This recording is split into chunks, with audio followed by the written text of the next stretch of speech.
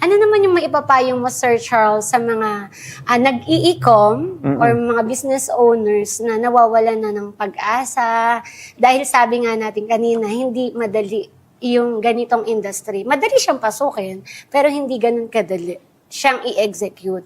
Ano yung maipapayo mo sa mga parang pinanghihinaan ng loob na parang gusto ng mag-shift Mag-shift, yes. ng parang ibang industry na, di ba? Industry. So, ano yung may papayo mo sa kanila? Ako personally, ang mapapayo ko sa mga nag-i-e-com o kahit sang siguro nagbe-business right now is pinaka-favorite ko yung sinabi ni Alice Eduardo. Wala naman dapat maluluging negosyo. Wala naman dapat magsasarang negosyo. May nalulugi at nagsasara lang ng negosyo dahil yung may-ari ay nagkikit. So, wag mong kwitan. Lahat naman yan, lahat naman kami, ako, si Ma'am Joycey, dumaan sa hirap yan lahat. Walang madali. Pero matatapos yung journey mo sa pagnanegosyo, sa pag-i-e-com kapag nag-quit ka na.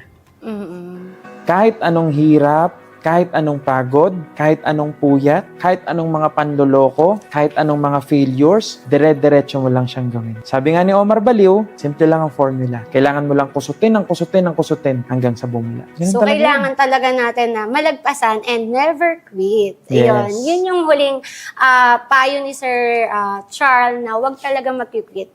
So, kasi pag nag-quit ka, ikaw rin talo. Ikaw lang Sayang na simulan mo. Yes.